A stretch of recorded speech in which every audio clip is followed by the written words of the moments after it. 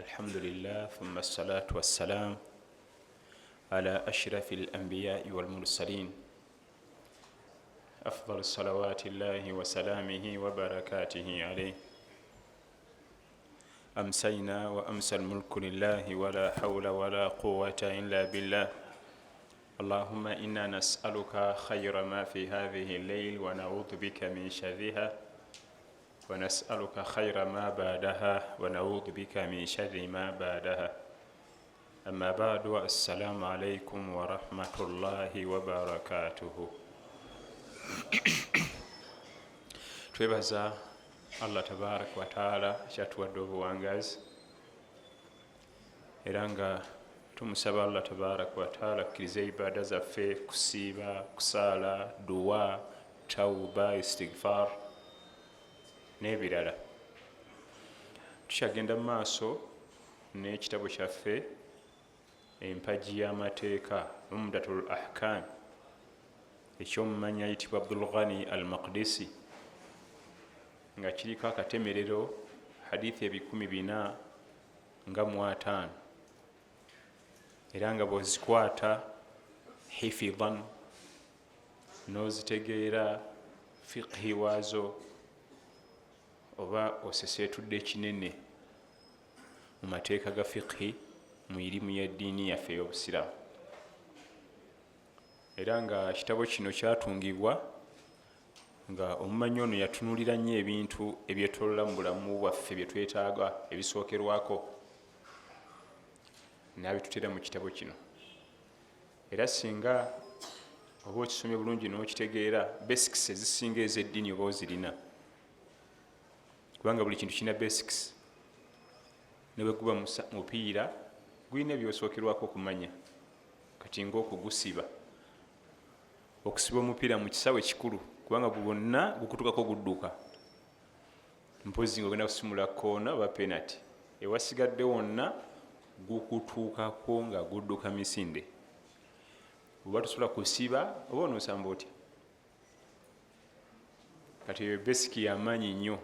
Then ne muyirimu mulimu ebintu, kati onoosaala otya nga tomanyi kunabajja nabba? Omukyala anaakola atya nga tamanyi mateeka gafuga mbeera ez'ekikyala ez'omwezi? Anaabeerawo atya? Era bw'osaasirira ab'ebibiina biri ebirala abakyala bakola batya nga omwezi guzze? Periods ze yeeyisa atya? Biki byaleka? Biki byalina okukola? Ezo basics, kubanga oyagala toyagala biri mu bulamu bwaffe. Kati omumanyi ono kwe kutukuŋŋaanyiza ahadithi zino tusobole okuba nga tuyiga ebintu bino. Kati katulabe leero omusomi waffe bwagenda otutambuza biidhnihi tabaraka wa taala. Bismillahi rahmani rahim. An Ali ibn Abi Talib radiyallahu anhu anna nabiyya sallallahu alayhi wa sallam qala yawm al-khandaq ملأ الله قبورهم وبيوتهم نارا كما شغلونا عن الصلاة الوسطى حتى غابت الشمس. وفي لفظ لمسلم شغلونا عن الصلاة الوسطى صلاة العصر ثم صلاها بين المغرب والعشاء. علي بن أبي طالب رضي الله عنهم قال والنبي صلى الله عليه وسلم azalibwa Makka al-Mukarrama, yeegatta ku nabbi sallallahu alayhi wasallama nga yakatandika okukola da'wa. Amakulu nabbi yali yakatandika okusomesa la ilaha illallah, ali n'amwegattako. Naye mu kaseera ko yali azitowa emyaka 10 egy'obukulu. Era abawandiisi b'ebyafaayo batuga nti awwal man aslama min as-sibyan, eyasooka okutoola shahada mu baana abato ya Ali ibn Abi Talib radiyallahu anhu, kubanga emyaka 10 oyaba mwana muto. Ye yasooka okutula shahada mu bato, mwaka ogwasookera ddala nga nabbi sallallahu alaihi wasallama yakatandika okusaasaanya ekigambo kya la ilaha illallah mu Makka al-Mukarrama. Era Ali ibn Abi Talib radiyallahu anhu n'afuna omukisa okubeera ku basahaba bakulu abana Abu Bakr Siddiq, Umar ibn al-Khattab, Uthman ibn Affan ne Ali ibn Abi Talib radiyallahu anhu. Bwe tugamba nti muganda wa Nabbi sallallahu alayhi wa sallama, tuba tutegeeza muganda we mu bataata, kubanga Nabbi talina muganda we yenna ali direct, ti taata y'omu maama y'omu, bazaala akaana kamu kokka. Kati alina baganda baballa ne mu bataata, so si mutaata we kennyini. Era bwe tugamba nti muganda wa Nabbi sallallahu alayhi wa sallama, kiba kitegeeza mu Quraish kabira esinga okubeera ey'ebbeeyi mu nsi yonna, oba clan etagenda kugwa bbeeyi. Tewaliyo clan eyinza kubeera ya bbeeyi kusinga Bakuraishi. Mwava sallallahu alayhi wasallam. Ne Ali yali musajja mu Quraish, yafiira mu Iraq nga ali ku mirimu gya umma ku salaati subuhi mu katundu bakayita Kufa, nga yazina salaati subuhi. Niwe yafiira yeri amiri wa umma eno. Ekimu ku biwewuunyisa, amiri wa umma yazina subuhi, yaggulawo omuzikiti n'assaako ettaala, n'ateekateeka omuzikiti abasiraamu bajje basaale. Wano waffe nga ne imaamu buyimaamu ekyagala kukikola alabanga kya wansi. Twogera ku amiru umma Ali ibn Abi Talib radiyallahu anhu. Era omutemu yayanguyirwa nnyo kubanga ku muzikiti yaliwo yekka, azze kwazina salaati subuhi, abasiraamu tebannajja.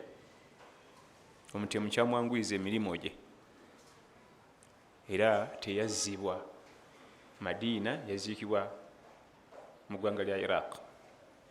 Ye sahaba omu yekka mu basahaba ba seniors nga tebamuzika ku lukalu lw'Omuharam, yali bweru ggwanga lya Iraq. Twamugerako bingi nnyo al-usbu' al-rah mu kye yayita, tujja genda butereevu mu hadithi eno.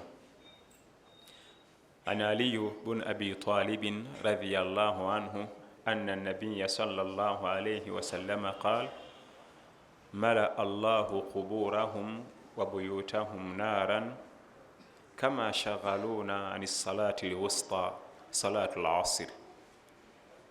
وفي رواية لمسلم علي بن أبي طالب ياتغانت نبيي قال النبي صلى الله عليه وسلم يوم الخندق. بنبي جنب النبي يوغرا كنا كلا خندق، هتجزا غزوة الخندق وغزوة الأحزاب. لتلو لنا من يابيري خندق غشيفا مونداشي وبا أحزاب nga kiva mu bibinja eby'okuŋŋaanya. Lwaliwo omwaka gwa kutaano, lwaliwo mu mwaka ogwokutaano baada al-hijra, okuva nga amaze okusenguka sallallahu alayhi wasallama. Olutalo lwa Khandaq balutuma Khandaq kubanga Salman al-Faris yaleeta ekiteeso ekyokusima ekinnya ekyo kyetoolera ekibuga ky'e Madiina endaki ekiremesa omulabe okubuuka. Naye nno twogera wano luli lwali lukonko oba ekiko gye bayita vale mu Luzungu, tulowooza nti mwala, kubanga ekinnya ng'omuntu tasobola kukibuuka n'ensolo tesobola kukibuuka. Ensolo enzirusi kiba kisusse obunene, era gwali mulimu otusigwa kusaaga okusima ekinnya ekyo. Era mwe mukkira amateeka agasembayo ku surati Nuur, kubanga ekinnya kyabasukkako. Allah batugamba nti innamal mu'minuuna alladhiina aamanuu billahi wa rasuulihi wa idhaa kaanuu ma'ahum ala amrin jaami'in lam yadhhabuu hattaa yasta'dhinuu inna alladhiina yasta'dhinuunaka ulaa'ika alladhiina yu'minuuna billahi wa rasuulihi فإذا استأذنوك لبعض شأنهم فأذن لمن شئت منهم واستغفر لهم الله إن الله غفور رحيم. Wava mateeka ag'okusaba singa tuba tutuddenga wano kuvaawo omala kusaba, kubanga endaki ogisima yasuka obuzito, musana mungi tewali mmere, tewali mazzi, mirimu gy'amaanyi, kuba ekitiiyo. Abantu baatandika okwemulula nga batidde ekitiiyo. bagenda okugamba nti gundi gwe okwata ekitiiyo ng'avuddewo, kamala okuvaako eka katono, kumbe atidde ekitiiyo. Tewali mazzi, tewali mmere, ekitiiyo kifuuse ekitiiyo, pereketya wa musana. Tewali mazzi, tewali mmere.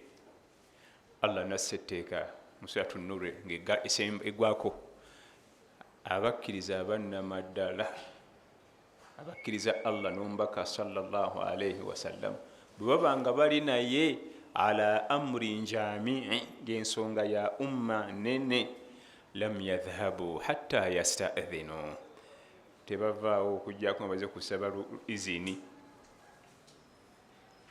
tebavaawo kubanga bagenda nga okuyita nti gundi aluwa goddako nga waali agenze atidde. Allah n'agaana mula kusaba, inna alladhina yasta'dhinunaka ulaika alladhina yu'minuna billahi wa rasul. Abo bakusaba nga tebannavaawo ne basika basaba olukusa, bebakkiriza Allah n'omubaka. fa idha sta'dhanuka li ba'dhi sha'nihim fa'dhan liman shi'ta minhum. Babanga bakusabye bakkirize bweoyagadde, balina ensonga zaabwe. wastaghfir lahumullah, basabire Allah basonywe. Naye kyewuunyisa bagenda okukebera nga bonna abeemulula, munafiqun, buli eyeemulula yali alya mu lulime ne mu luziise, buli yenna eyeemulula. Nabbi agenda okugira ati goddako nga waali ate alazeewo. Kwemulula bwe muluzi, abanga agenza okugira bwati okwata simu yefulanga watali network, alo mugenda okugira muti nga yali abaddewo. Baali bannanfuusi ne batya ekitiiyo. Jjukira nti omuntu atalina bukkiriza bwannamaddala, bino bitumenya bumenya, ate jjukira tabikkiririzaamu ate byamaanyi. Naye kasita banga mukkiriza mutuufu nebiba byamaanyi asigala. Wabula aya eyo akwegendeza kuba wali mu baffe, si buli nsonga mbutota bantu, kubanga Allah agimenye, wa idha kanu ma'ahu ala amrin jamihi. Etteeka ligamba bwe mulina omukulembeze w'obusiraamu ku nsonga enene, tovaawo. Ne bwe kiba bada buhuri, sonda sente z'amazzi, togaana bantu kugenda. Eri nibana kuba nsonga nene. Kati ng'okusima endaaki yali nsonga nene, si kulisa bijanjalo mpiso. Bwe ziba nsonga zaffe ntonotono, tuli ku bbiru y'amasannyalaze n'amazzi, togaana bantu kugenda. Oba olina byagala otusomesa, togaana bantu kugenda. Omusomesa omutuufu ye kyakola afumba n'ajjiisa bulungi, n'ateekamu akazigo n'akanyaanya, tetujja kuvaawo. Naye temuli munnyu, temuli kawoowo, nga ni atuula. Sibakitadde, wallahi tujja kusoma kifuba. Tumenyeka na binadamu. Gwe fumbo ojjiise, teekamu akazigo, teekamu akanyaanya, akatungulu, tebajja kuvaawo. Ensonga eyo yakwegendereza kuba wali mu baffe. Agaanira ddala abantu okuvaawo. Hatta ne nabbi Allah mugambye nti fa idha sta'dhanuka li ba'dhi sha'nihim fa'dhan liman shi'ta minhum. Bwe bakusabye kkiriza mu bweoyagadde. Kubanga oyinza okuba nga omumanyi nti omwami musomesa, agenda kusomera, alina abaana basomesa. Oyinza okuba omumanyi nti alina baafiiriddwa. Fa'dhan liman shi'ta minhum. Eryo etteeka lyakka mu Ghazwatul Khandaq, ng'endaaki efuuse endaaki, kubanga balina okugisima yeetoolola ekibuga ky'e Madiina kyonna, bo basigale wakati, omulabe alemererwe okuyitawo okubatuukako. Then luyitibwa Ahzaabu kubanga ebibiina byegatta okujja okumalawo Nabbi Muhammad sallallahu alaihi wasallam. Era ku olwo bali bakimanyi bamumaze, kubanga abantu b'omu Makka tebakisiima nako. Omuvubuka ono Muhammad kagenze e Madiina eyo ajja kutuulayo anywere afune militale ajja tulumbe katulina omuttirayo eyo bwe tunabamuleka n'abeerayo ajja kufuna base afune amagye ajje nga bwe bakirowooza era bwe kyali era yajja n'abakuba n'abasa ku ttaka neddiza Makka kwe kumulumbanga okwo muzimu ku nsonga lwaki bamulumba aveewo ne bagatta kabairi nyingi nnyo zikabira kabira ne zibeegattako tugende tumulumbe. Nabbi n'abuuza mu basajja be mwalimu Salman Faris n'aleeta idea ey'okusima endaaki. Lwe lutalo lulina amannya abiri, Ghazwatul Ahzab ne Ghazwatul Khandaq. Naye hadithi yetuli mu maaso ajiise anna nabiya sallallahu alayhi wasallama qala yawmul khandaq. Nabbi agamba ku lunaku lwa Khandaq bw'aba anyumya ku ntala luyita lunaku naye nga zaabanga nnaku nyingi, eyo just ta'bir, nkozesa ya bigambo. Muzimu ku nnaku zebaali mu Khandaq tebaasala salatul asir kubanga baalina obuzibu bw'amaanyi nga beeraliikirira. Wadde baasima endaaki okwetolola ekibuga ky'e Madiina naye tekyaggwayo. Waliwo ebifo ebyasigala nga kuliko ensozi, ng'endaaki ekuma ku lusozi lwe batasobola kuwalampa olwakulanga ebisenge. Era bw'oba ogenze e Madiina basobola okulaga ndaaki bwe yali eyita. Masjidi Saba, waliwo street bagiyita Masjidi Saba. Masjidi Saba, emizikiti omusanvu, eyo street we bagiyita. Potukanga e Madiina bagende mundage Masjidi Saba, eyo street Tariq Masjidi Saba, yetambulirako endaaki we yali yeetooloola ekibuga ekyo. Era ena weetuuka nga waliwo nsozi z'amayinja. Bino bye mbagamba nabiraba n'amaaso gange, si byakunnyumiza kubanga e Madiina alhamdulillah namalawo emyaka, era nga Masjidi Saba oluguudo olwo we tuyita ogenda ku Haram, ku masjidi ya Nabbi sallallahu alaihi wasallam ng'ova ku university y'e Madiina. Naye kati nga omwo waliyo abakuumi, wali abakuumi ku saidi egindi, wali abakuumi ku saidi egindi, waliwo abakuuma wano webasuubira ewaali weaknesses nti omulaba ayinza okuyingirira wano ne bateekayo abakuumi. Esswala eya asiri nebayitako bali muno dda muli paka ku magaribi. Nabbi n'asoma edduwa sallallahu alayhi wasallama, mala allahu quburahum wa buyutahum naara. Abasajja bano bamushirikun, Allah ajjuze ennyumba zaabwe n'entaana zaabwe omuliro. Kama shaghaluna ani salati lwusta, nga bwe batufudde bize shughul. Shaghaluna kiva mu shughul, shaghaluna ani salati lwusta. Eswala ya asiri netuka notuyitako salatul asiri. Salatul wusta ya asiri eyo wakati. Wusta kiva mu wasat, wakati, kubanga yali swala eyo mu makkati mu lunaku. Waliyo subuhi ne dhuhuri ewasooka, ate wala waliyo magaribi ne isha. Kati asiri eri wakati. Agamu ku mannya gaayo wusta, eyo wakati. Era Allah ajogerako mu Quran, hafidhu ala salawati wassalati lwusta wa qumu lillahi qanitin. Mwekuume nnyo ebiseera by'eswala naddala eyo wakati. Lwaki yagisimbako essira?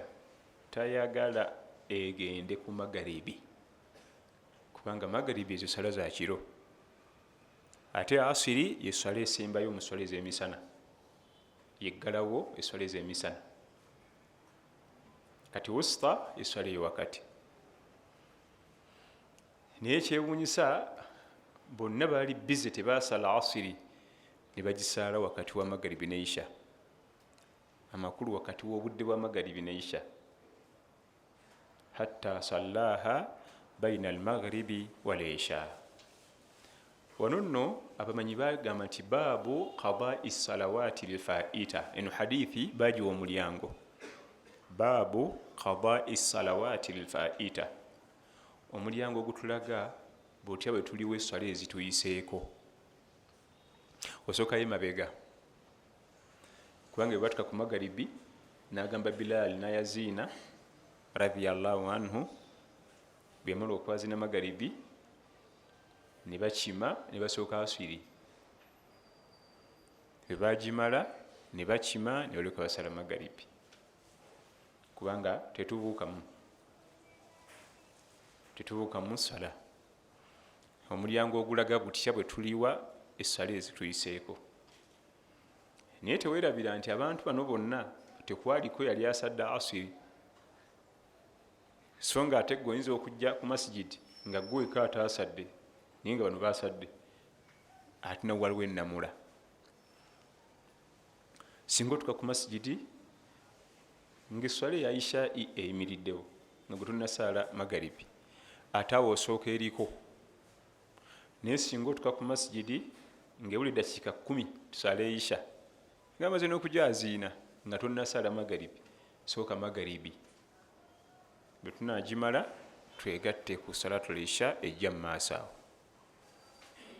just ka formula katonotono bw'osanga swala nannyini budde atandise sooka oyo bw'osanga talinatandika sooka eyakuyiseeko bwe tuba nga ffenna tetunnasaalayo mabega ate awo kyanguwa nga bo bwe baali mu ghazwatu Khandaq bonna bali tebasadde asiri kwe kusooka asiri ng'ate bamaze okwazina magaribi ne baliwa enkadde bwe bamaliriza ne balyoka baliwa empya ne balyoka basaala empya mukadde kaayo baguta baabu qadai salawaati lfaita omulyango mwe tusasulira essala ezatuyiseeko kakati wajja kujja nti ate salatul khawf yo yaki Allah watugamba nti waidha kunta fihim fa aqamta lahum as-sala wadde oli mu lutalo wakati essala giyimiza salatul jamaa yimirirewo salatul khawf yali tennakulaalikwa salatul khawf essala ey'okutya ey'olutalo yali tennaba kulaalikwa kubanga essala y'olutalo ey'okutya salatul khawf yalaalikwa tuli mu ghazwatu dhata riqaa lujja maaso terwa tunakubaawo ye tenakulaalikwa kyova olaba yandibadde agisaala singa yaliwo naye teyaliwo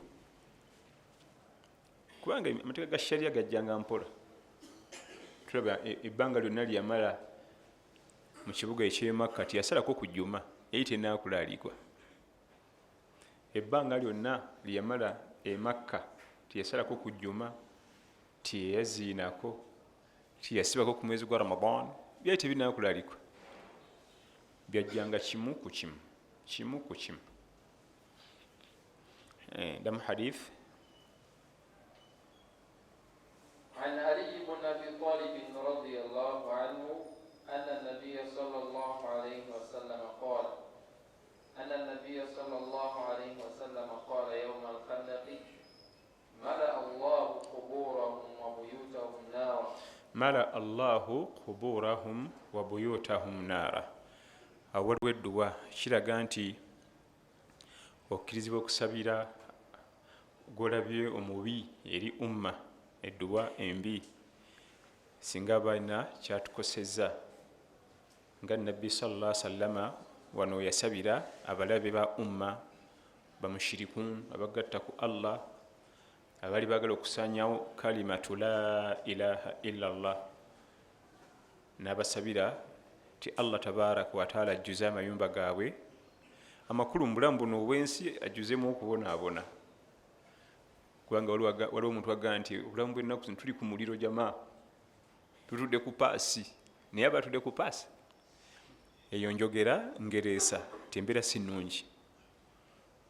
oli yaŋŋamba nti ennaku zino eniwaffe omusana gwayaka mpaka mu waleeti naye nga gutuukayo ddi kyategeeza embeera siki eyo ebigambo bikozesebwa mu kugereesa mala allahu kuburahum wa buyutahum naar Allah ajjuze omuliro amakulu mu nnyumba zaabwe mu bulamu buno obwensi okubonaabona n'entaana ate bagusangeyo era batangeyo okubonaabona ku lwaki bamuyisaako salatul asiri ne banne naye twalaba luli ti nabbi sallallahu alaihi wasallam ye esswala ezamuyitako mu bulamu bwe yali bize na mirimu gya ddiini, yali bize na mirimu gya ddiini. Ffe sola zituyitako nga tuli bize na mirimu gyaffe, so gya ddiini. Ndi bize ne bakasitoma, ndi bize n'okunoonya riziki, ndi bize ebyaffe. Tulaba luli twalaba nti salatu subuhi yamuyitako n'agisala ku ssaawa nga 4:5 ez'emisana. Twakireba luli kissa nga tuva mu ttalo y'e Khaybar. Kati rero tulabye nga era salatu al-asiri yamuyitako naye ng'ali bize na mirimu gya ddiini. Ffe essola etuyitako lwa TV, twebasera eti twali tulaba akazannyo ku TV, movie, katandika butandisi, mipiira, ebituyisaako essala. Ezo swala bbiri zamuyitako sallallahu alaihi wasallama, ate si yekka ne ttiimu gye yali nayo, naye nga zimuyitirako ki sallallahu alaihi wasallama mirimu gya ddiini, mirimu gya ddiini, so si byaffe. Naam. كما شغلونا عن الصلاة الوسطى حتى غابت الشمس. Hatta ghabat ash-shams, amakulu paka enjuba bwe yagwa nga tebafunye kadde basalira salatu al-asiri nga bali bize, tebasula kusala salatu al-asiri. Mu riwaya ezimu ziraga ti Amr ibn Abdul Wudd, kubanga Amr ibn Abdul Wudd yali jeno mu magye agatulumba, yagamba ntayinza kudda Makka nga tasinkanye Muhammad, tekisoboka. Era yatetenkanye n'abuuka endaaki n'asala n'agwa eno, najja nabbi we yali atudde sallallahu alaihi wasallam. Jjukira nabbi abasajja yali abagabanyiza nga talina magye gali awo nti gaagana. Abalwanyi namige yali abagabye, mugende eno mutayize eno mutayize eri. Amr ibn Abdul Wudd bane temwerabira nti nabbi sallallahu alaihi wasallam abantu baali bamulwanyisa yali yakula nabo, bonna banna Makka. Bamuzaala Makka, yakulira Makka, n'amala mu emyaka 5 ali mu Makka. Kati Amr ibn Abdul Wudd ne banne bonna bali bimanyi, n'amukyalenjinga kyani ayinza okuvayo nanneŋŋanga. Naye mu lutuulo olwo mwalimu Ali ibn Abi Talib radiyallahu anhu warda, nga mu baaliwo abalwanyi namige ye yalimu yeka, naye ng'ate Ali yali muto ku Amr ibn Abdul Wudd. Ng'omuzanyi w'ebikonde nga super heavyweight, najja asaba fight, bamugamba nti tugenda kuwa mosquito weight, aba omuyisiza mu maaso n'amateeka tegakkiriza, kubanga mosquito weight alina okulwana ba mosquito weight banne. Oli niwaba tamukubye n'amukonako bukoonyaagwa. Naye Ali yaliwo, Amr ibn Abdul Wudd n'alaba nga si weight ye, mba mumpisiza mu maaso kumpa akaana kano. Abalwanyi namige baluwa babamumalu benjagala weight yange. Ate ye Ali namugamba nti Amr yamugamba nti nze mpulira ensonyi okuyiwa omusaayi gw'akaana akato. Ali namugamba nti nze mpulira essanyu okuyiwa omusaayi gw'omusajja atalaba nti ebibumbe si Allah. Mu magezi go bukyokula kutuuka awo ekibumbe ky'okuba n'oluyi yali amuprovokinga. Bwe yamunyiiza namugamba nti kale bampeka mosquito weight ako. Kumbe gwe yali asaba yali alabika bulabi singa mosquito, kumbe yali super heavyweight era yamumegga, kubanga mu byafaayo bya Ali yali muzanyi wa mibaraza egyo, fight 1 by 1 nga tawagirabako, nga tuyinza kuddayo kumulabako, era yamussa ku ttaka. Mu kaseera kafunda yali amaze omussa wansi. Naye bye tubyogedde wano bwe tuti naye tulowooza nti bwe bityo bwe byali kusiisiitira. Riwaya zitulaga nti balwana isooka balwanira ku nsolo, gajjayo ensolo yo lwotuula okwo tugenda okulwanira. Ekyokubiri baali mu musenyu ne gufumuuka nga tebakyasobola nakubeera kweraba, enfufu esusse, bawulira buwulizi takbiira. abalabi tebamanyi kirimu nfuufu awo okujjako okulengera sparks ezisamuka ku biso nga bitomereganye. Abo be basajja betwogerako abaaliwo ku mulembe gwa Nabi Muhammad sallallahu alaihi wasallam. Kati ebyo byonna byabatawaanya ne batasobola kusala asiri mu budde paka ebagisalira. Kati omuntu wuyo agenda kuyiwa salatul asiri ku magaribi nga yembeera gyabaddemu. Ffe tugiriwa ku magaribi ng'embeera gye tubaddemu. Waliwo omusajja mbadde mubanja 5 gyange nga bwenkeere wamu simusanga, kati mbadde sobola kusaala. Ebyo byali mu Khandaq ebitonotono. Naam. وفي لفظ لمسلم شغلونا عن الصلاة الوسطى صلاة العصر ثم صلاها بين المغرب والعشاء. ثم صلاها بين المغرب والعشاء. Kyategeeza wakati w'akaseera ka magaribi ne isha, so si nti nga maze magaribi. Tegeeza wakati w'akaseera aka magaribi ne isha yasooka salatul asiri eyamwiseeko ne banne be yali nabo, bwe yagimala naluka salatul magaribi. Naam. وله عن عبد الله بن مسعود رضي الله عنه قال حبس المشركون رسول الله صلى الله عليه وسلم عن صلاة العصر حتى احمرت الشمس أو اصفرت، فقال رسول الله صلى الله عليه وسلم شغلونا عن الصلاة الوسطى صلاة العصر ملأ الله أجوافهم وقبورهم نارا أو حشى الله أجوافهم وقبورهم نارا.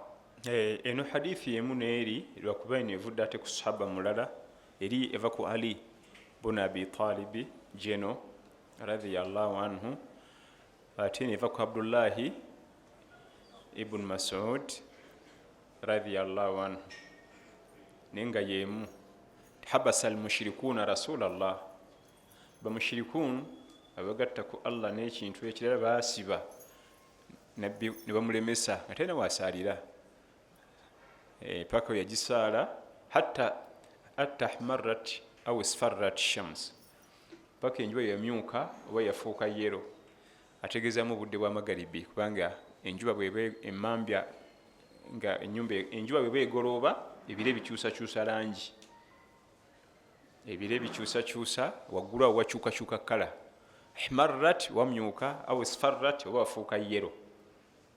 Ate ako akaseera maalibi ebimaze okuyingirawo, era nabbi nabasomera edduwa nti mala allahu ajwafahum, Allah ajjuze embuto zaabwe. Aljawfu elubuto albatan, mala allahu ajwafahum ay butunahum naran aw quburahum, oba entaana zaabwe. Era kyekimu ne hasha okuyiwa omuliro mu mbuto zaabwe n'entaana zaabwe. Naam. عن عبد الله بن عباس رضي الله عنهما قال أعتم النبي صلى الله عليه وسلم في العشاء فخرج عمر فقال الصلاة يا رسول الله، رقد النساء والصبيان، فخرج ورأسه يقطر يقول لولا أن أشق على أمتي أو على الناس لأمرتهم بهذه الصلاة هذه الساعة. عبد الله بن عباس muganda wa Nabbi sallallahu alayhi wa sallama, era naye muganda wa Nabbi mutaata, si bataata be bamu, bataata be b'oluganda, so si nti taata wa Nabbi sallallahu alayhi wa sallama yazaala omuvubuka ono Abdullah ibn Abbas. Abbas taata wa Nabbi omuto, y'omu ku bataata be yabeera nabyo ebbanga eddene, kubanga ye yatula shahada. Bataata ba Nabbi abato abatula shahada batono: Abbas, Hamza oyo yali jeno, batono abatula shahada ate nga baali bangi. Naye Abbas ye hatta n'omunaza yamunaaza. Abbas yanaaza Nabbi sallallahu alaihi wasallam, era yakkayo ne mu ntaana okuzika omwana wa muganda we.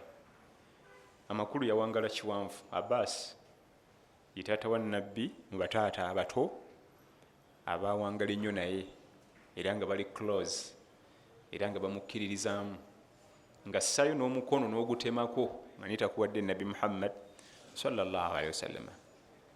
Al Abbas ibn Abdul Muttalib bamuyita, era alina abaana bangi kati nga Abdullah ibn Abbas, Qutham ibn al Abbas, Fudal ibn al Abbas, bonna abo basahaba era mumunyenyeza eno.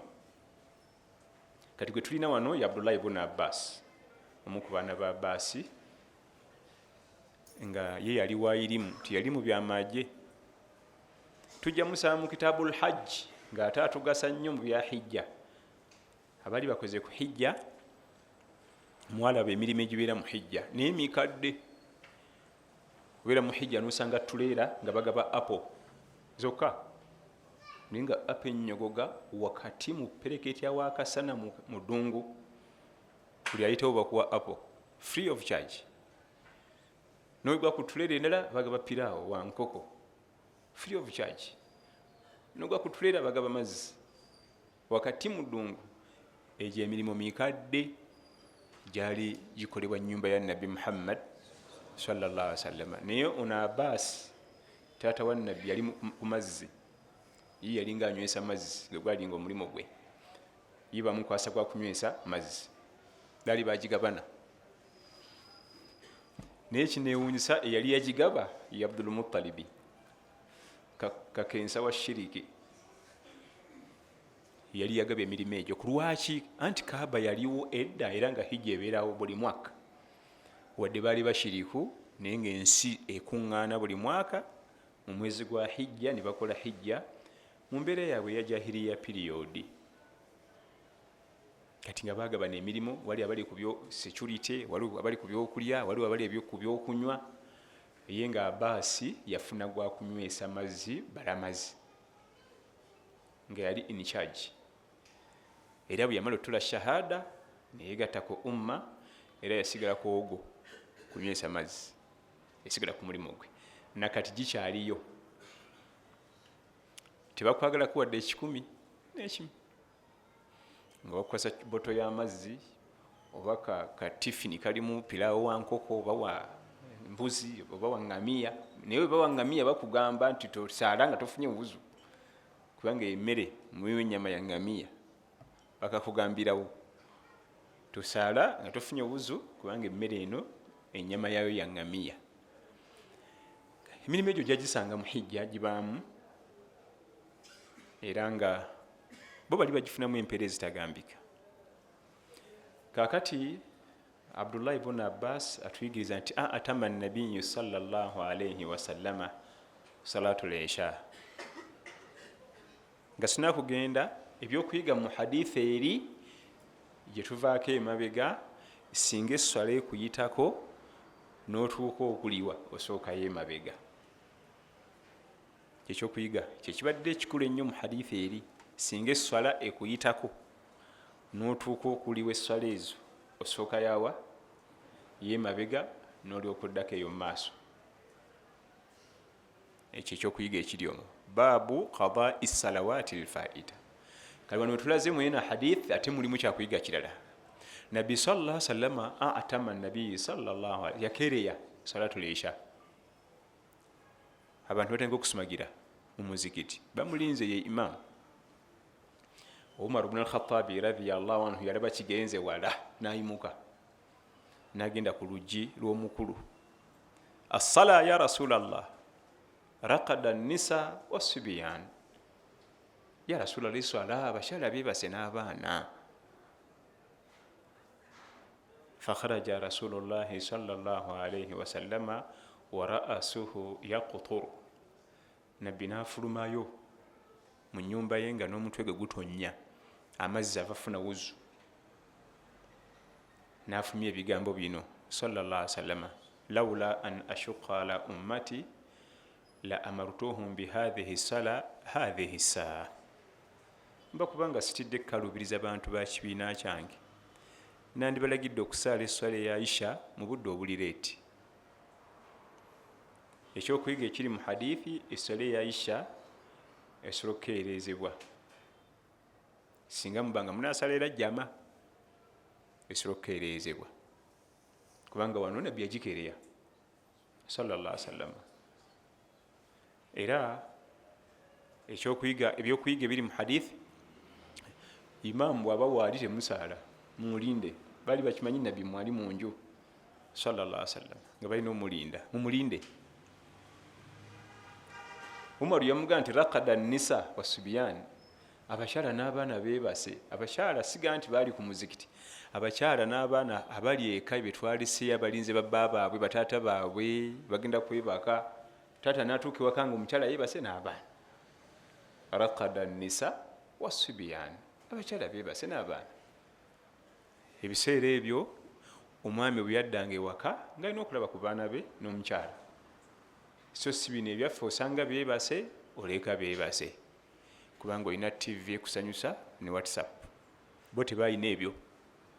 Essanyu lye baana be, essanyu lye, entertainment yonna eri mu baana be na mukyala. Ate ffe tetusalwa anti olutuuka remote zonna muziteeke wano, eza dishi, eza TV, home theatre, twala tugende abaziteeka wano. Kati olagiriza oyimano n'olagiriza oti n'olagiriza ebiragiro. Akaana kajja kagala kuzannyako naawe, nze nkoye, atazannyako na mwana we nga bamulyaza amaanya. Ati munanga Abayudaaya babikola. Kakijana kagala kusamba mupiira, yimuka musambemu. Ozaagala dakiika nnyingi, dakiika 3 niyo oba omukoledde obulamu. Olite abaana wabagulira eggaali, toyinza bakwatako bavugemu, nawe ovugemu kuyiyaawo. Tewali kakwate n'abaana baffe. Ate kyanagwe kwenakukwatako nja kubobbola ekitwe ekyo. Omwana buli kaseera kumuwoninga, buli womulabako kumuwoninga, buli womulabako kumuwoninga, kumubobbola kitwe. Ekinewunyisa kyayita ekitwe, bafaanagana emitwe. Kati n'obuuza weevuma wekka, yakumalayo omutwe gwonna. Olite n'omwana n'agamba nti wayi kanve ku musajja mukulu, gwate buli kaseera warnings. Raqada nisa wasibyan, ya Rasulallah, abaana eka beebase n'abakyala. Tunatuuka ewaka nga ki ekinatuwa essanyu nga abaana tusanze beebase? Jangu tusaaze. Jeno Umar ibn al-Khattabi radhiyallahu anhu yeevaamu n'amukonkona, ya Rasulallah, vaayo tusaale.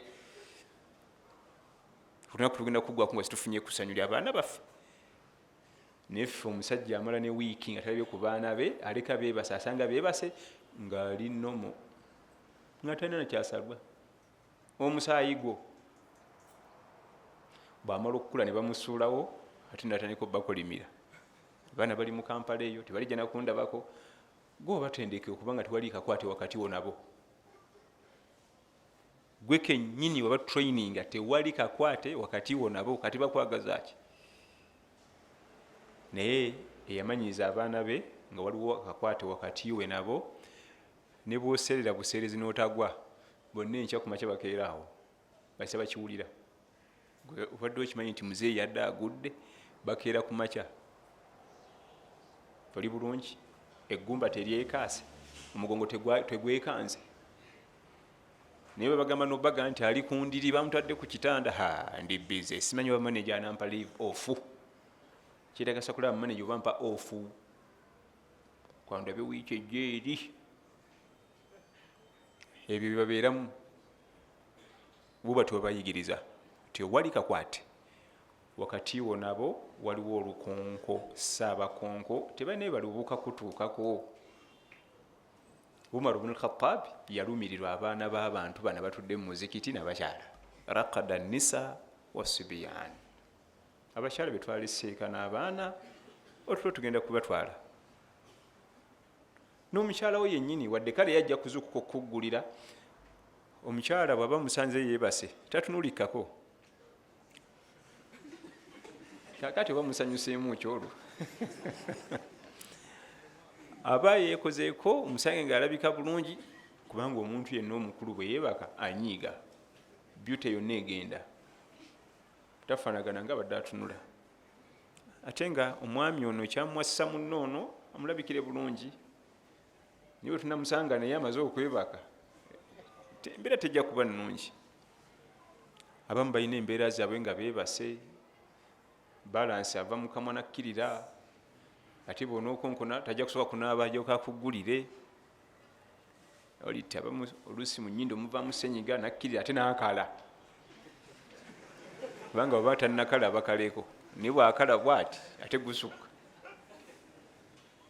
Rakada nisa wasubiyani, abaana abato tulo tubatutte n'abakyala. Ekyo ekigambo kya Umar ibn al-Khattabi radiyallahu anhu, era nabbi yakiwulira, fakharaja wa ra'suhu yaqturu, n'afulumanga omutwe gwe gutonya mazzi. Wa fi ba'd riwaya wa ra'suhu yaqturu ma, nga n'omutwe gwe gutonya amazzi avafuna buzu. Kwe kubagamba nti singa sitidde bakalubiriza nandibalagidde okukeereya salatul isha. Damu hadith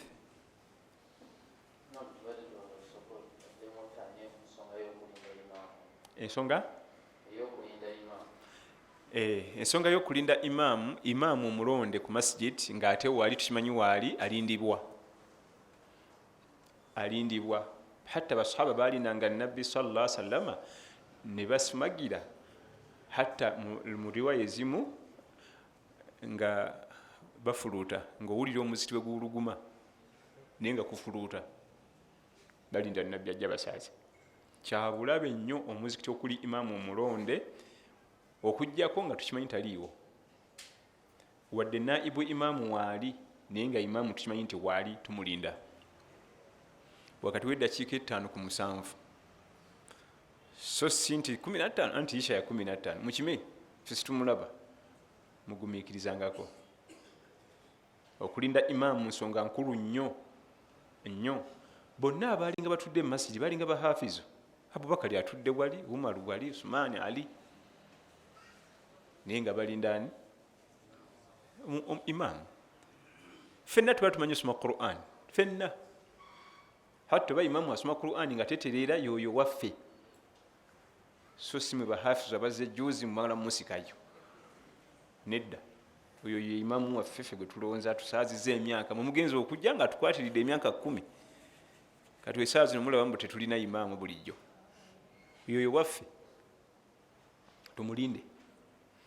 Damu hadith. عن عبد الله بن عباس رضي الله عنهما قال أعتم النبي صلى الله عليه وسلم بالعشاء. أعتم yakereya, akhara yagikereya nesemberayo eri mu budde obuwanvu, salatul isha. فخرج عمر فقال الصلاة يا رسول الله رقد النساء والصبيان. رقد النساء, abakyala beebase, wasibyan, n'abaana amakulu bwe baaleseeka, so si nti baaliwawo mu masjidi, kubanga ekimanyikiddwa abato n'abakyala tebajja mu salatul jamaa, okujjako kitini. Naam.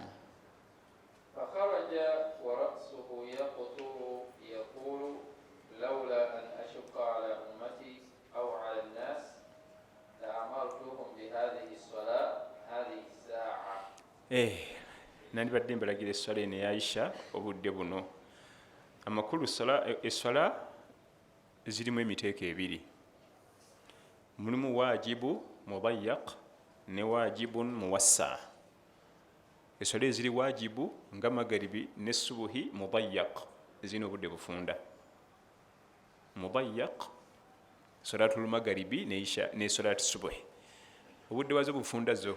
Ate ne wabeerawo wajibun mudayyaq muwassa, wajibun muwassa nga zirina obudde bugazi, nga dhuhur, asiri ne ishai, ezo zirina obudde bugazi, si nfunda. Magaribi ne subuhi bwetuuka eyinza okubeera wakati w'eddakiika 18 ku 2 eba emaze okugwako yo, akadde kafunda. Wakati w'eddakiika 18 ku 2 eba eweddeko yo. Ate dhuhuri, asiri ne ishai zirina awazi kumpi nga 3. Amakulu singa muteesa nti ffe wano waffe dhuhuri yaffe ya saa 8:15 jama, kibeera oke, tewali buzibu, mukyali mu budde bwaki bwayo, naye jama etugamba nti fano isha yassatu kitundu tuwe budde bwa butuufu kubanga tukyali mu budde bwayo, naye magaribi ne subuhi tewaliyo tebulina budde buwanvu, akadde kaazo kaki.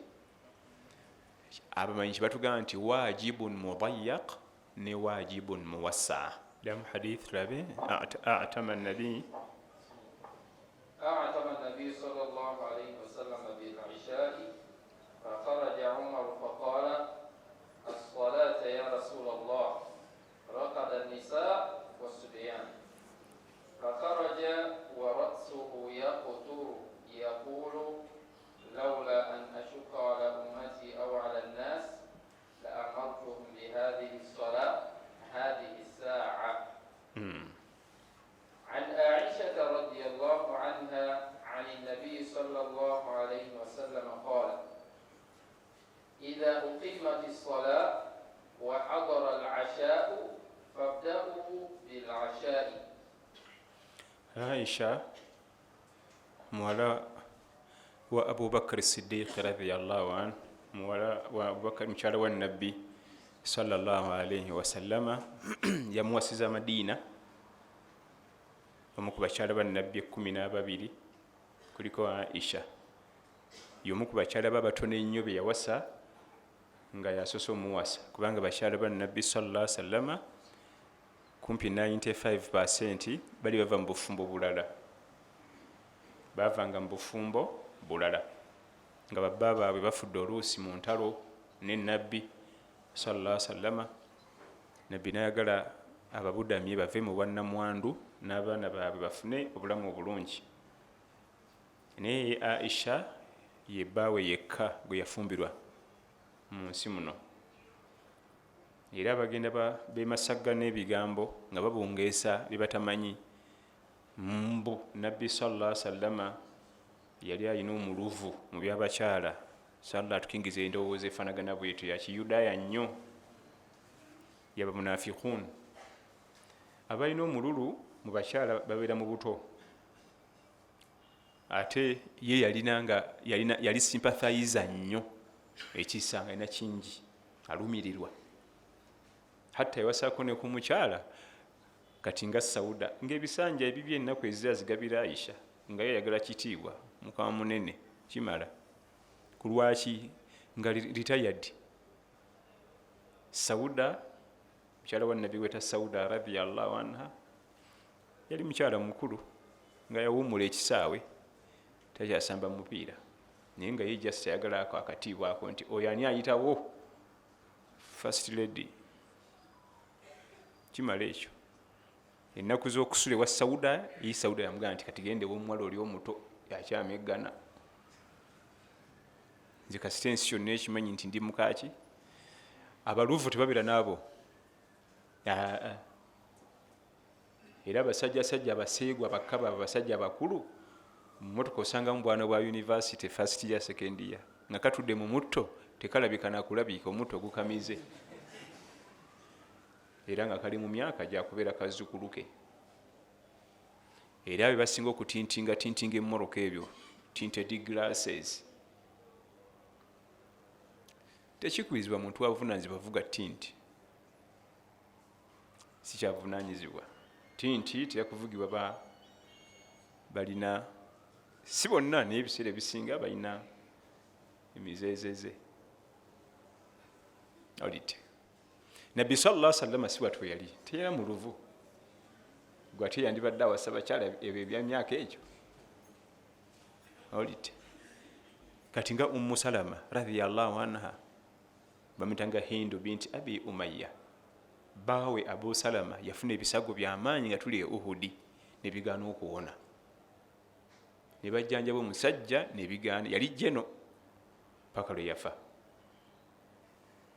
Nabbi sallallahu alaihi wasallam n'atunira omukyala asigaza obwana buna buto, mwami afudde, ekyokulya kizibu, renti, dwaliro, naga nti abantu bano kambayambe, namugaa jangu tubeere ffenna wano.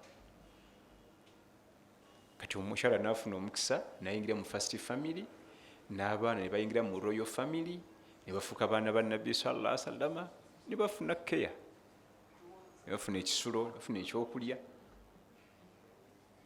Umusalama nafuka mukyala wa nabbi sallallahu alaihi wasallam. Era waliwo hadithi zatusomesa nga ate akyali wa mwami oli omukadde Abu Salama nga tannafa, ate waliwo zatusomesa nga maze kufuuka muka nabbi sallallahu alaihi wasallam. Kati Aisha hatta riwaya zimuziga nti ye mukyala yekka gwe yabasanga muto, abalala bonna yabasanganga n'abaana nga balina obufumbo gye bava sallallahu alaihi wasallam. Mu hadithi eno nabbi atugamba sallallahu alaihi wasallama idha hadara al-asha damu hadithi إذا أقيمت الصلاة وحضر العشاء فابدأوا بالعشاء. إذا أقيمت الصلاة وحضر العشاء فابدأوا بالعشاء. Bwebakima essala emmere bwebakima essala ng'emmere etuuse tusooka mmere. Kasita emmere ebange emaze okujja ne bakima essala oba essala neetuuka tusookanga mmere, olw'ensonga nti emmere omwana addamu butonde bwe yetaaga nnyo ekyokulya, kiyinza n'omutwala ebirowoozo, ate essala ezimbibwa ku birowoozo. Nga kyategeeza wano olina okusaala essala ng'ebirowoozo biri mu kintu eki sala. Era wano kyategeeza ze areas ng'emmere ekutwala ebirowoozo, wali emmere gye bajjula nga tekkosa we tunaagisangira we tunaagisangira. Abamu muffe kayinza okuba kawunga n'ebijanjaalo, abalala ate ye kawunga kwafiira. Naye abo be batono mpozi nga tubasoma mu kisulu. Emmere yonna kati nga ku mukolo bagabula mpombo self service, batandise okugabula ng'ogamba muno nti tumale okusala tulyoke tugende ku layini, nga nti we tunasanga empombo ziweddewo jamaa. Naam, ekyewuunyisa singa bakima esswala ng'obadde otudde ng'olya mmere tovaawo, sigalawo mmere yange neewola wakati ngiterekewa nedda tuula oli ate opapa mpola ku sipeesi yo bulijjo kwoliira. Kale raba bano bakimya esswala ali mu mmere, duniya ejja tumalawo nnyo. Nedda si kyekyo, lya mpola emmere yo okusinga. Bannange wano hadithi eno kyetegeeza ekintu kyonna nga kigenda kukutwala obwongo mu ssala kyoba osooka okumaliriza. Naye oba si mmere, tulina parking mmotoka ng'ogenda kusaala, naye n'otunulira abaliraanye n'ogamba nti obutala nabusangako kuno n'obuindikeeta busaidi mira, togenda nga kusaala kubanga osaala omutima guli mu parking ku mmotokayo. Boda yange nagisangawo wenjirese nga ndabye wa feesi ezitategerekeka awo, togenda nga musala kubanga sala nfu. Gwe tula ku piki yo gikuume, Mustafa bw'ajja oba Semayiri g'omanyi mugambe nti wayise okwongere wano ku piki yange mala okukola ki, osale ng'omutima guli ku nsonga eki yadise eno. Kyonna ekiyinza okukutaataaganya mu ssala gikereye okusinga okusaala enfu. Sikakasa nti epiki yange ngisanga. Naddala omusajja yadde asemba ekyengulu eno yadde n'akajaketi oyo andabikidde ng'omubbi, eba ekyali swala eyo. Ekintu kyonna ekiyinza okukutaataaganya mu ssala kyetusooka. Oba tulo, waliwo obeera n'otulo nga tungi nga oyinza n'okweba kumpi eddakiika 5 mu ssala nga tomanyi, kubanga otulo tuyinza okukubba eddakiika 5 gwe nolaba nga sekendi 3, naye nga webasa eddakiika ezi. Sooka webaka otulo wetunaggwawo sali swala entuufu. Kyategeeza wano sallallahu alaihi wasallam. Naye ekyo tekiri nga yembeerayo buli kanaku. Tuyinza kasita magaribi esembera nga bampa ekikomando batugamba nti training toyingira swala nga binankani. Si kyekyo, in case kiguddewo wetugambire namuleeyo, so singa gweza embeera zo buli kanaku. Buli kanaku go parking mu parking etakuwa mirembe, buli kanaku go teka pikiyo nedda. In case kizze nga kwolwo olaba tolina mirembe, mutima si buntebenkevu, wetugambira nti keereya essala. qad aflaha almuminun alladhina hum fi salatihim khashiun. bamaze okufuna okwesiima mu suratu muminun nga Allah ayogera ku bitendo byabakkiriza. ekitendo kye yasoosa alladhina hum fi salatihim khashiun, abayingira mu swala ng'ali ku swala yokka, ebirowoozo obwongo ne bode, so si bode eri mu swala, birowoozo biri eri. Eswala percentage ennene birowoozo biri ku ekyo kyoliko awo. bwe tukizuula nti waliwo bijja okummalako emirembe, bye tuba tusooka okumaliriza. kati ye nabbi byatulonderayo kyekyokulya sallallahu alaihi wasallam, kubanga binadamu si mwamu ku kyokulya. idha uqimati ssala wa hadara al asha fabda'u bil asha. al asha ategeeza mu kyeggulo, niye ategeeza kyakulya kyonna. so okumala okulya ekyokulya kyo olyoka oyingire essala. nam damu hadith عن عائشة رضي الله عنها عن النبي صلى الله عليه وسلم قالت إذا أقيمت الصلاة وحضر العشاء فابدأوا بالعشاء. وعن ابن عمر رضي الله عنهما نحوه. ولمسلم عن عائشة رضي الله عنها قالت سمعت رسول الله صلى الله عليه وسلم يقول لا صلاة بحضرة طعام ولا وهو يدافعه الأخبثان. دم حديث يسمى. ولمسلم عن عائشة رضي الله عنها قالت سمعت رسول الله صلى الله عليه وسلم قال لا صلاة بحضرة طعام ولا. عائشة حديث جرسمبيو ليرو ereva ku mama wa ummeno Aisha radhiyallahu anha, omukyalo omukuraish, enzaala y'omu Makka, mukyala wa nabbi sallallahu alaihi wasallam. samitu rasulallahi sallallahu alaihi wasallam yaqul la salata bihadarati at-ta'ami wala wa huwa yudafi'uhu al-akhbathan. nabbi yagana okusaala nga bajjudde emmere. la salata, teri kuyingira sala ng'emmere ejjuddwa. kyetuva okulaba, kubanga ojja kusala ng'olowooza kyakulya, olime kutebenkera. naye munayongeddemu nti wala wahuwa yudafi'uhu al-akhbathan, era tokkirizibwa kusaala sala nga weekunizza. al-akhbathani ye long call oba short call, bibeta al-akhbathani. tokkirizibwa kusaala nga weekunizza, amazzi gakuluma naye njaga kunkumula nga maze swala, nolyoka wenyolera mu swala. oba olina long call, imamu niwe batawanvuyiza, gulabanga wanvugiza, kumbe wayiseemu embiro. nedda si kyekyo. sooka ogenda oba nosanga eswala ewedde tewali buzibu, osobole okusaala ng'oli wamu. la tadkhulanna salataka haqinan fa inna al-ihtiqani yukhillu bil arkani. tekakutandanga noyingira eswala yonna nga weekunizza, kubanga okwekuniza kuleetera eswala yokubamu okukendeera makisi, kubanga totebenkera. okwekuniza tukutegedde. waliwo omuntu awulira nti amazzi gagala kufuluma naye nagaa sinagadda muwuzu sawa zino, kamalire ddala swala. kikuleetera okuba nti ebirowoozo tebiba wamu. oba long call, essala mu bimu ku byogyonoona obutabaawo, gwenga gwe n'obwongo n'amagezi byonoona nnyo essala. ate yeetaaga nnyo obwongo bwo. olaba abantu abalaba omupiira nga bwali bwati nga atunudde, olusanze n'okusamba nga bali be basamba ate eri.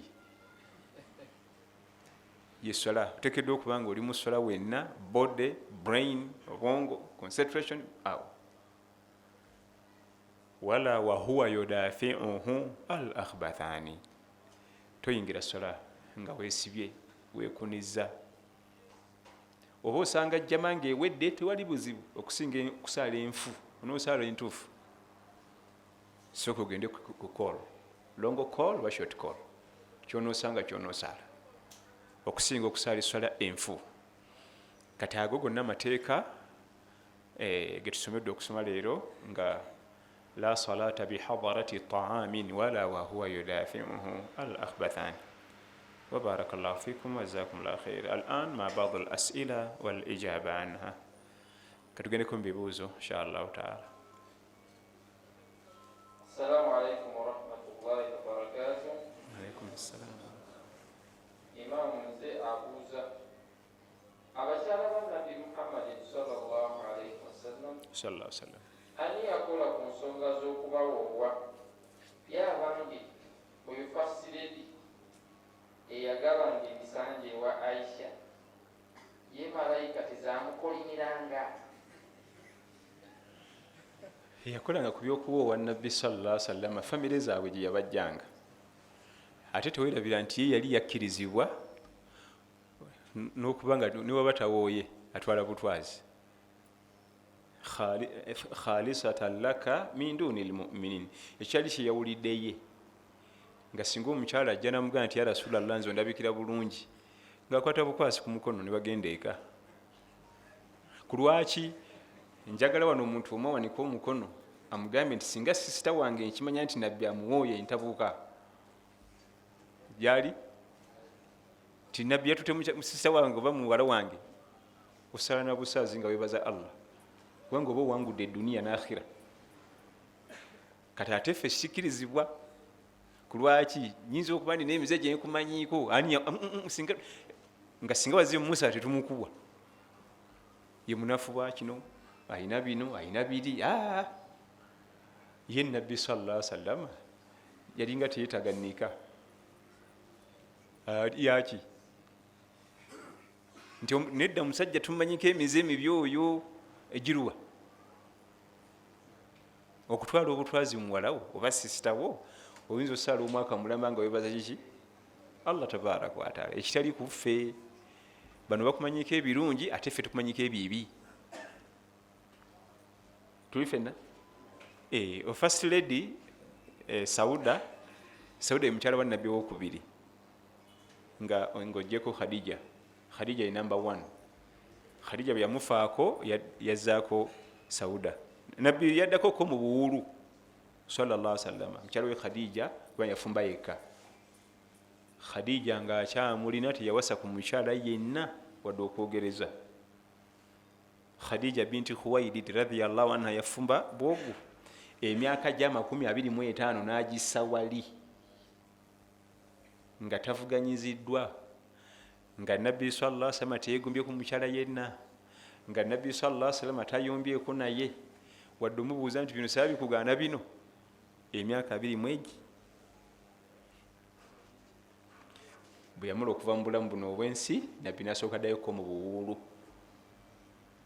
Era nabbi sallallahu alaihi wasallam bwe yafiira omukyalo oyo yasanga embeera ey'okusomooza nnyingi, kubanga ekisooka yamufaako ng'ali mu kaseera kazibu, bamunoonya kumutta.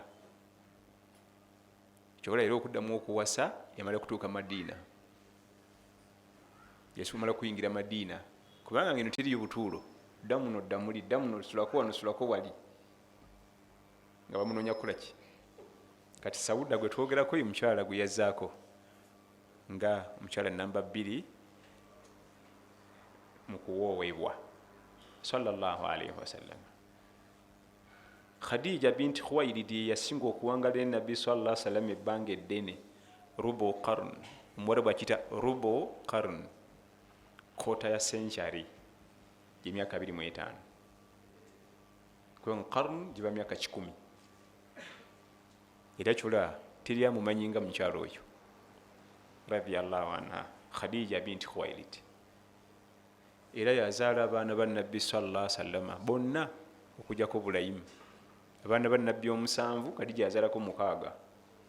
Abakyala bonna abajja mu maka ago tebazaala ng'oggyeko Khadija ne Mariyatul Qibutiyya. Mariyatul Qibutiyya yazaalayo kamu ke bayita Bulayimu, ka last born aka nabbi sallallahu alaihi wasallam. Ekyo nno kitegeeza nti abaana ba nabbi bonna yabazaalira Makka okujjako omwana ogwo Bulayimu ewe Madiina. Ebyo nno bino bimanya ku nabbi Muhammad sallallahu alaihi wasallam. Abavuka bamanya bazanyi ba mipiira n'ennyumba mwasula sente zigigula abazimanyi ne red card ziyakafuna. Eyo yagifuna ali mu Napoli, eyo yagifuna ali mu gundi, eyo yagifuna ali ngolaba obwongo bwatadde mu kumanya red card z'omuzanyi singa butadde mu kumanya nabbi sallallahu alaihi wasallam yandibadde afuna empeera nyingi. Nyali ku muzanyi gwatafunako wadde just red card zokka nga yezaanoonyerezaako zokka. Oliti mukyala yamuzalira abaana 6 ku 7 nagamba mugabana akaakamu nze ngenze. Bwe bakagabana kagwa ku Mariyatul Qibutiyya radiyallahu anha omumbejja wa Afirika kubanga bwe bamujja wano Misiri. Bamujja Misiri Mariyatul Qibutiyya kyali kirabo okuva kabaka Muqawqas Azimul Qibuti bamutanga Muqawqas yamutonera nabbi sallallahu yali kabaka. Nabbi yamuwandikira ebbaluwa n'agisaamu amaaso n'alabamu byatalabangako bukyafuga ebya la ilaha illallah n'asiima nammwe ebirabo. Kwaliko omwana omuwala eyatobeka kkale ey'abaddugavu n'ey'abeeru waliwo kkale efuluma awo wakati awo bagamba ebe bannungi nnyo. N'amutonera nabbi sallallahu alaihi wasallam n'atuzalira omwana oyo Ibrahim omuggalanda wa nabbi sallallahu alaihi wasallam yekka gwe yazalira mu kibuga eky'e Madina. Emyaka 10 gye yamalayo sallallahu alaihi wasallam. Ebyafaayo nno nga biwooma mwana wange. Twalinanga omusajja doktor bamutanga Akramu Dhiya al-Umari, Dr. Akramu Dhiya al-Umari nga alina PhD mu byafaayo. Yatusomisanga ebyafaayo Madina naye nga bwajja ne kilasi eziriranyewo nga zifa bonna baddukayo ne bajja muno mwaffe kuwulira siira nga wabyogerera awo toliddayo kubyerabira obulamu bwo. Naye nga nabo bakansa mukanse kumujja ku University ye Iraq ye Kuwait eri musajja mu Kuwait gye bamusisinkana Abawarabu ne bamugaa jangu ene waffe tujja kuwa sente zonna zoyagala. Ne bamuleeta e Madina ne kati Allah yamutwala. Babanga basajja bazeeyi nzibwa nosobola okulabira balekikyalanga bwana buto ebwada bakuleeta lekikyalanga guke nyini otya buti nga tana nakunyega kigambo olw'emyaka gy'alina. Niyo tukaano ku University ng'akalenzi akakuna mwenkana emyaka nogakati kino kiki tuliko ono. Ebwarabu nedda bamala okuga nti kale wagende mu secondary agira akulira eyo. Kale no tubadde bamu biki naye duniya eno nayo. Buuza ekibuuzo ekisembayo tugende inshallah. Imam wemba namalayo sunna y'abakyala bana ate nga nkyalina obusobozi okuwasa abalala nzikiriza okwongeramu. Era weerimba mbu olina obusobozi bw'olaba nga bulina tebuliiwo naddala obwa fiziiki kubanga obwa fiziiki yo eyiyo ey'omubiri gwo gwe ssebo eyatutonda yagigerera abakyala bana tebasuukawo okujjako kiri ku bannabbi naye ffe abasigadde tusussa bana tekisoboka. Era ojasanga naabo bennyini abana nga bali mu kukaayana n'okuyomba olw'ensamba ey'akapiira akatalina gye kalaga. Oliti kate nga agala kuleeta mulala waaki abo bamala tokkirizibwa kiri haramu. Tokkirizibwa kusussa mu bana kiri haramu era tekikkirizibwa. Era gwe wabulira mbu nno nze mpulira obusobozi busuuka waawe olimba. Eyakutonda atumanyi banne yatonda atumanyi ng'omujapaani akola emmotoka eyo agimanyi. We yakugamba okuteeka amazzi oteekawo petroli gwe gyoyiwawo petroli olitunyumiza embaga kubanga oli yagikola agimanyi. Wano wagendawo mazzi petroli agenda eri mu tanka kati gwe bikyuse bwoti gwe mugenda okukwata omuliro kwolwo agimanyi. Kati naffe yatukola yagambye bameka amanyi obusobozi bwo nti awo tojja kwokya mu motoka bw'osussa ogenda kugyokya. Nja kutwala omukisa guno okwebaza nnyo omuyizi waffe Mpaji Farid. Mpaji Farid mukozi wa ddaawa mu mbeera ze ezowansi mpolampola olaba nga asaaga naye nga atugasiza nnyo mu ngeri gyotayinza kulaba mangu booti, kubanga daawa eno weba ekolebwa abantu bangi. Waliwo ffe abatula ku muzindaalo newabawo abawareeti nga ye wawareeti, oyinza okuwuza nti ffe abatula wano fefeka abakozi ba daawa. Waliyo badduaati nga ebyokumuzindaalo kuno teyabisoma tabimanyi, naye nga wawaki wawareeti, kubanga daawa yetaaga wareeti, yetaagira ddala sente ezitagambika. Kyolanga naatera omutuma okukola daawa sallallahu alaihi wasallama yasooka kumuteeka wano omukyalo omugagga asobole okuba ne sente ezimuyamba okukola ki daawa. Lwaki twebuuza kiwasa omukazi omugagga omuvundu, emirimu gye yali agendamu gyetaaga kiki, aleme zisaba bano abatudde wano. Era kyobola abalabe be bamuvuma ebivumo bingi, sahirun kadhaabu, mulogo mulimba, majinun mugwaddalu, shahiru muyimbi. Tebamuyitako faqiru mumwavu, ekyo tebakimuyita, kubanga baali bakimanyi nti bebasuza sente z'omu Makka zonna ziri waabwe. Mukazi we yenyanyiri sente bwana, ekyo tebakimuyitako. Bamuyita ebirala byonna eby'omunnyomoola, ekyobwavu tebakimuyita kubanga bamumanyi nti wano ekyo yakimala. Mukazi we munagagga wakuno. Kati daawa ekolebwa abantu bangi, ojja kuloza nti okutula obutuuzi wano ku muzindaalo kiba kiwedde. Waliyo abali mu bbaka emabega mu kateni abasindika bati abongeramu. Wabarakallahu fikum wa jazakumullahu khair. Wassalamu alaikum warahmatullahi wabarakatuhu.